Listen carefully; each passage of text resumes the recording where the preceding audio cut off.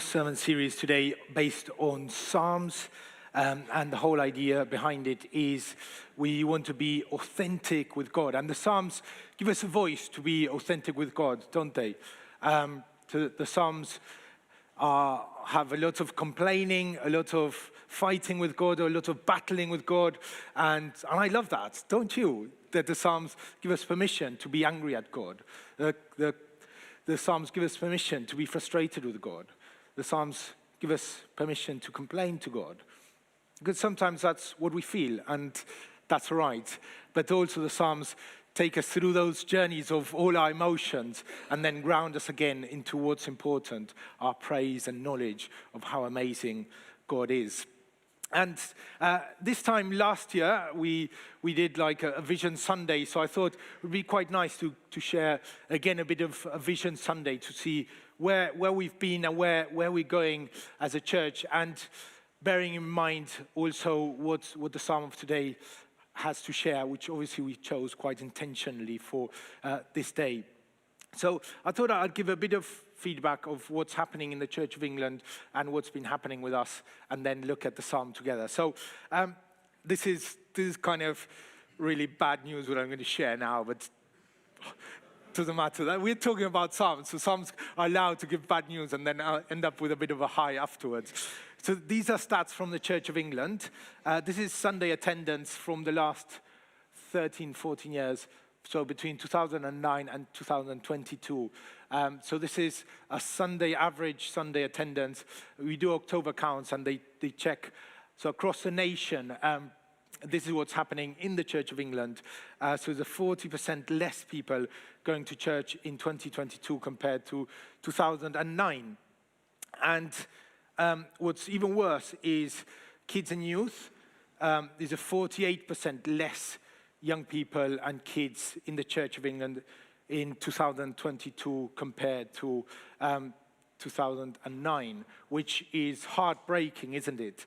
And what's the main problem there? It's not so much that there isn't that many kids in church, it's that there's not that many parents, because kids come to church because their parents bring them. So the big deficit in the Church of England is that sort of 30s, 40s age group, which has declined a lot in these years, and therefore they're not bringing the children round. So the problem we're seeing now is actually a problem of 20 years ago, when these people weren't maybe discipled or loved or evangelized properly. So there's a kind of steep decline. And this is a Church of England. It might be that the church in England the stats are a bit different, because people in that age group might be choosing not to go to Church of England and go to churches that are connecting with them better. But these are stats I know. And so the main problem has been that these kind of generations that have been lost or that are less engaged with church. And therefore, this is kind of the overall stats now in the last 4 years. So 2019 to 2022. The total amount of people is 23% less. So that's a fifth in 4 years, in 3 years, a fifth of the church, less attendance. And in kids and youth, it's a quarter less, which is a bit of bad news. And as I arrived in the church, there was in the parish profile, so you prepare a parish profile that gives a bit of the stats of how what the church is looking like. And this was St. Paul's before we merged officially with St. Barnabas. And I looked at the demographics and I saw a bit of a problem, which I think everyone can see. And these were the demographics, say, early 2022 or late 2021. And in blue, you can see the stats for Epsom and Newell. And in orange, you can see the stats from our church. And there's one thing that you look at and you think, like, there's a big problem here. Which is the big problem there in these stats?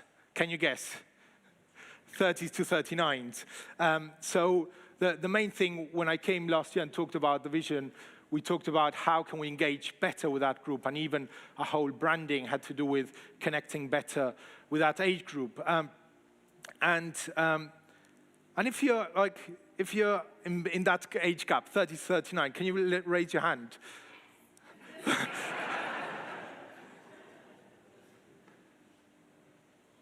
So, Andrew, I think you passed that, haven't you? I hate this because whenever you're like, you've just passed it, you're like, and now I'm in the group with like people who are 8 years older than me, and I'd rather be in the group with people who are 8 years younger than me. I could have picked up my hand a while back. I'm 41 now. So 30s and 39s, can you pick up your hand? Let's count. 1, 2, 3, 4, 5, 6, 7, 8, 9, and we don't count. 10, 11, 12, 13, 14, 15, 16, 17, 18, 19, 20. Out of, how many are we here now? Around 200? That's sort of 10% of, obviously it's more in this congregation than probably in others. But that means that from 2.5%, we're now 10%. That's 4 times more. Isn't that amazing? That's brilliant news, isn't it? That God is doing something as we pray and search for him, as we focus on what we believe he's calling us to do. God is doing something amazing. I didn't know that these were going to be the results. I thought we were more than 2.5%, but I didn't expect to be 4-fold bigger. And so this is what's happened in 2023 in our church. So this is kind of counting how has our attendance changed. So from an average of 420 people per Sunday, we're now 516, which is 23% more. And in our kids and youth, we went from 82 to 126. That's a 54% increase in that age group. So the average Church of England church has 1.5 people under 18, 1.5. And we have the privilege of having around 120 people in that age group. The top 5% of the churches in the Church of England have 25 young people. So that's the top 5. And in 1 year, we've had more people in that age group than the top 5% have in total. And that's amazing, but that gives us also a sense of responsibility, doesn't it? God has given us the privilege of having a huge amount of children and youth. And I think that's been the heritage of this church. And that gives us a huge responsibility, because it's really nice to look at the numbers and say, woohoo, we've got lots of kids and young people. But actually, when we look at what's been happening from one generation to the next, is that we're losing a lot of people in that. Then if we have a lot of young youth and young people, then we've got a huge responsibility to look after them, to love them, to form them, to disciple them, to encourage them, to be able to know Jesus, and that when they get to the age of 30s, 40s, they'll bring their kids to church. And when they're 70, 80, 90, they'll be supporting the church and encouraging and serving as well. So what we have to do is to have a vision, not only for the next 2 or 3 years, but for the next 30 years. So when my kids are grown, they'll come to a church like ours, and a vision for 6 years' time, so that when they are sort of early retired, they probably have to retire when they're 90 at that age, but when they'll be the working force of the church in 6 years' time, because early retired people are the biggest force any church has, because they've got lots of energy, and they've got lots of time, and they've got lots of wisdom. They're like the best people to have in a church. So that's our vision for the church, should be that we want to build from one generation to the next, so that in 100 years' time, if Jesus doesn't come back before that, then this church will have loads of people, and that our kids and their kids will want to worship in a place like this. And of course, we don't want them all to stay here. Hopefully, it'll go around the country. But you know what I mean? Our vision has to be not only for the next 3 years, it's for the next 30, 60, 100 years. And that's why, as a church, we stepped out in faith a bit. If you're aware, like financially, 2023, the budget had a kind of 60K deficit when we started. So this time last year, I was standing here and saying, look, we have a little elephant in the room. We've got a big deficit. And we ended up the year with a 20K surplus. So thanks for your generosity. And God has just been amazingly faithful. And as we've seen, stepping out in faith works, we said, okay, let's step out in faith a bit more. So we're investing a bit more in the future of our church. And this is what we've been doing. Firstly, we invested in September. We hired a new families outreach worker, Emma Brand. Emma, you're around there somewhere, there, back there. And Emma's doing an amazing work connecting with all the carers and especially mums in the toddler groups and trying to get them to know Jesus and come to church and doing a life group with them. We've hired a new trainee, Alicia, who's training to be a kids pastor mainly. She started with kids and youth, but now more to be a kids pastor, and she's back teaching our kids. We've been kind of thinking through what is the future of our families ministry, and we thought, well, we feel there's more of a need not only to work a lot with the kids, but also we feel we need to invest more in working with parents. So we're trying to, as we rethink our families' pastor role, which we're actually interviewing tomorrow, so please pray for that. We are thinking, well, maybe the role should be a bit wider and invest more in parenting and how do we teach parents to form the kids, because obviously we now realize we've got a lot of kids and young people and we need parents to be trained to do that. I'm a parent and I have no idea what I'm doing, so therefore I need a bit of training, and there's great resources out there to help us. So we're really investing in all of this, and we've been investing in worship. We announced a few weeks ago that Mike started. He's now at St. Barnabas today, and he's been working in our worship, and he's working part-time for us. And again, to help us deepen in our relationship with God, go deeper in being with Jesus. This is what we've been investing. And the newer thing that we've just invested, and it was just a golden opportunity, the diocese are wanting to invest in youth leaders because they recognize that there's like 30 churches in the diocese looking for youth leaders, and they can't appoint anyone. So they said, we need to invest in youth leaders. So he created a new program. It's a youth catalyst, which basically is training youth leaders through the diocese. And we've decided we wanted to partner with them. So basically, we get a youth leader trainee and we just pay a third of the salary. So it's a really good bargain for us.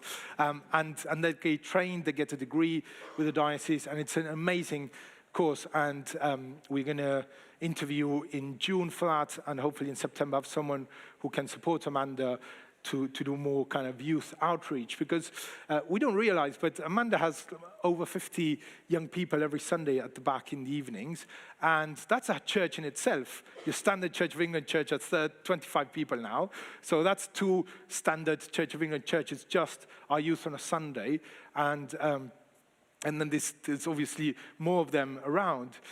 So we're wanting to invest more in the outreach side of things. So as you see, like we're really pushing into what it means to be intergenerational, what it means to kind of disciple and form the next generation. And we all have a huge part in this. And I've got a few times people ask me, okay, you're investing like in paid staff for the next generations, and what are we doing with the older generation, the people who are already here? And my answer is, we've got so many wise, lovely, caring people who have time and who love to pastor and look after and pastorally care for the elderly, that we don't need to invest in salaries in that, because we've got a huge workforce of newly retired people who are supporting them. So that's why, salary-wise, we want to invest in people who can go to schools and disciple our next generations. So that's more or less where we are. But I think this is really important. This week I saw a movie. A friend said, you have to watch this movie. I thought it's going to be, and he said, it's great. I've watched it like 3 times. I thought it was going to be a really good movie, and it wasn't. It's a very standard, pretty bad movie. And it's called Idiocracy. Has anyone seen it? No, don't watch it. You'll waste an hour and a half of your time. But it's quite a fun movie. And the whole idea is that there's this guy who is two people that they get frozen. The military are testing them to freeze people so that they can then sort of come back to life later in the world. And they freeze these two people, and the whole project gets shut down and then gets forgotten. And they wake up 500 years later. So they wake up in 2500 by accident. And the whole idea is that actually the world hasn't got smarter and smarter. The world has got more and more silly and less intelligent because people are just there to get entertained and nobody's passing on the knowledge and nobody wants to be a scientist and nobody wants to go deeper. And therefore, the president is really silly. This guy who arrives, who is very standard and not very smart, is a guy with the highest IQ in the whole world. And the thing about it, it's really interesting because what's happened is they kind of foresee in a really silly way that people aren't going to get smarter and smarter, but actually less and less interested and more entertained and more into silly stuff. And I don't think that that's wrong in certain things, but I think there's this sense that one generation hasn't passed the interest to the next. And I think that's what happens with churches sometimes, unintentionally, that we don't pass the baton to the next generation. We don't pass the wisdom and we don't pass the love, and therefore there's a bit of disconnection. And therefore we want to be great as a church at forming kids and young people and forming parents and giving the older generation that place of wisdom to be able to speak into the lives of the next generations. So let's read Psalm 78. I promise the next part of the sermon will be short. It's not going to be now another 25 minutes. But let's read Psalm 78, which is our psalm for today. And we're going to read the first 8 verses. And this is a psalm. The second bit, it talks about the whole story of Exodus, and it's basically goes through the whole story of Israel and how they got it right sometimes, they got it wrong sometimes. But this is how it starts, and this is what I'd like to share a bit more on. Right, you can see from the screen what pages they're on. And as Nico said, we're going to look at Psalm 78, verses 1 to 8. My people, hear my teaching. Listen to the words of my mouth.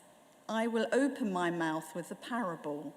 I will utter hidden things, things from of old, things we have heard and known, things our ancestors have told us.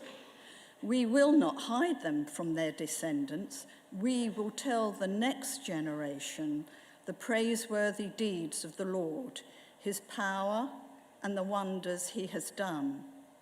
He decreed statutes for Jacob and established the law in Israel, which he commanded our ancestors to teach their children, so that the next generation would know them, even the children yet to be born, and they in turn would tell their children.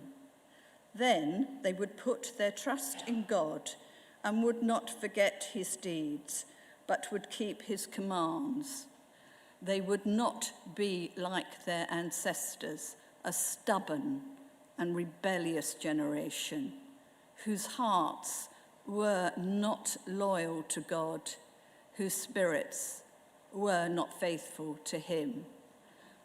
This is the Lord's word. Amen.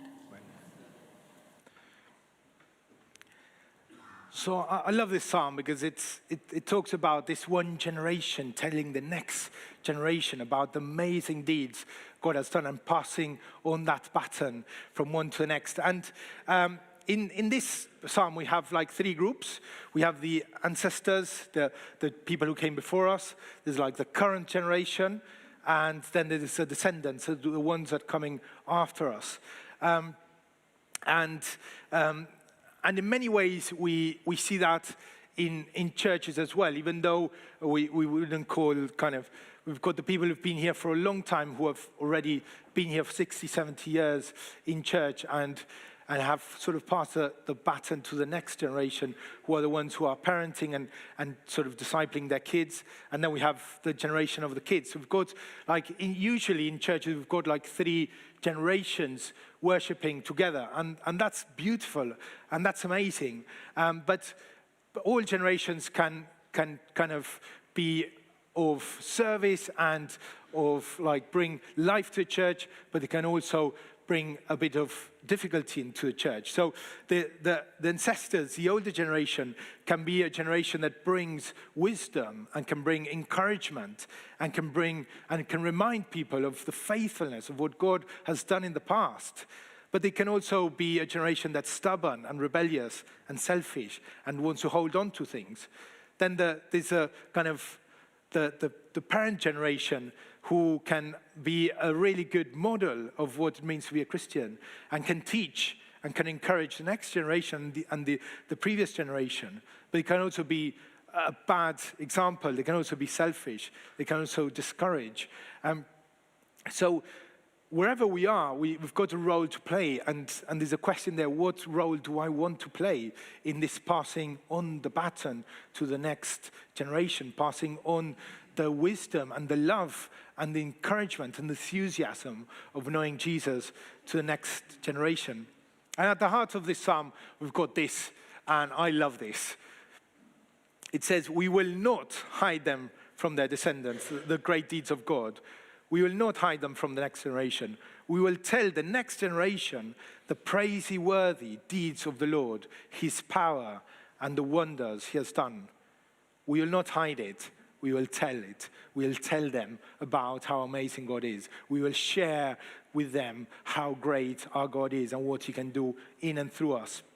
And it says, why do we do that? So that the next generation would know them, even the children yet to be born, like even the people in 30, 60, 100 years' time, and they in turn will tell their children, so it passes on.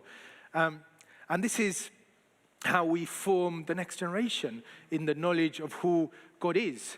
And we are being formed all the time, and children and young people especially, they're all the time being formed by everything they receive from the world and from their peers and from their friends and from the family and from church.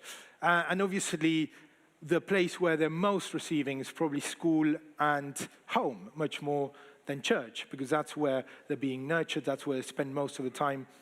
But they're all the time being formed and sort of copying what they see.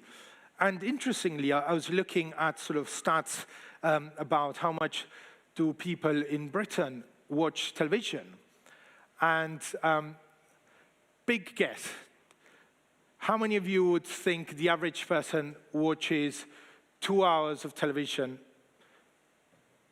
3 hours of television per day? Per day. 4 hours? 5 hours? 6 hours? 7 hours? That's blunt. 8 hours. You're really going for it. Now, so it's 4 hours per day.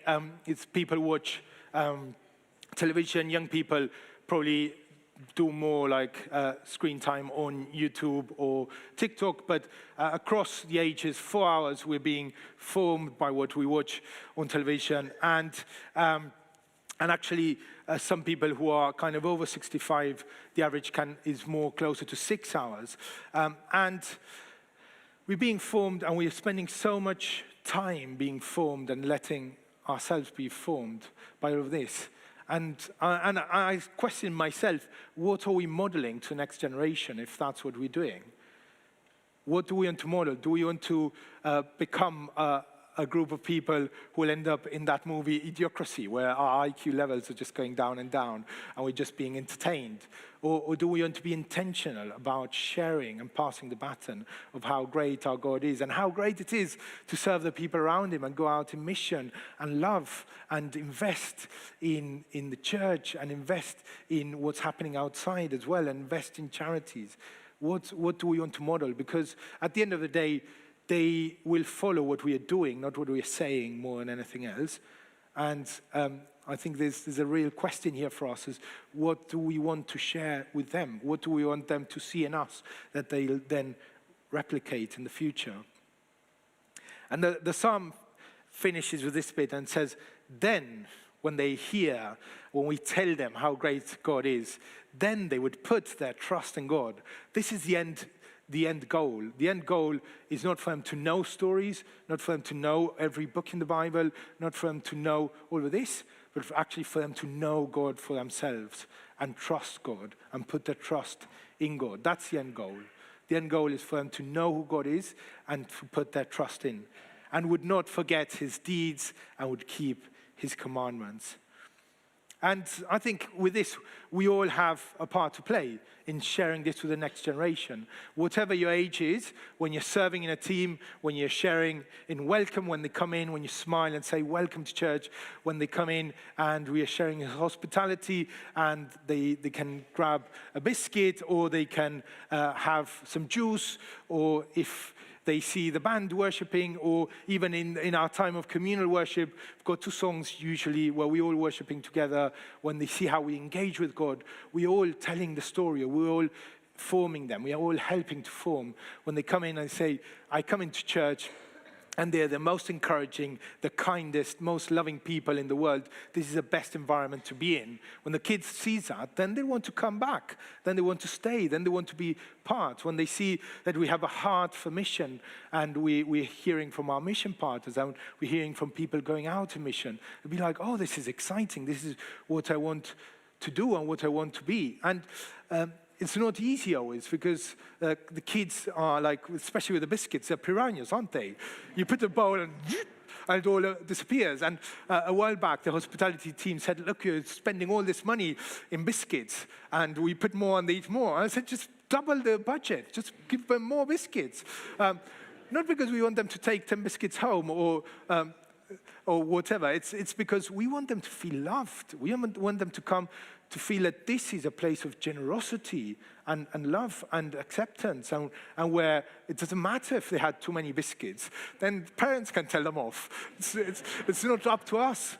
But this is a place where they'll be loved and cared for. And that's the kind of, we all have a part to play. And I don't know about you, if you think about who are the people who have been really influential in you being sitting here in a church today, 2024, when you were younger, who have been the people who have been the most influential in your formation as a person who now follows Jesus? Can you think of 5 people who were very influential when you were becoming a Christian, at whatever point that was? Think of 5 people. Now, I'll give you a minute to think of 5 people. You can think of 3 if you want, but 5 people who are very influential in you being a Christian today.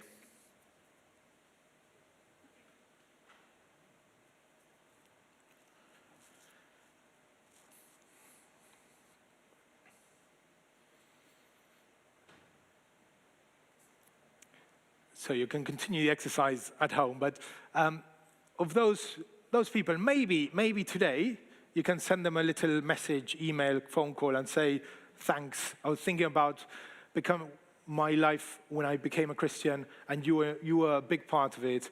It'd be lovely. I just wanted you to know that. And it's so encouraging to receive that. I had a really long message from someone a while back, and he just said, thank you for being influential in my moment of sort of changing and becoming a Christian.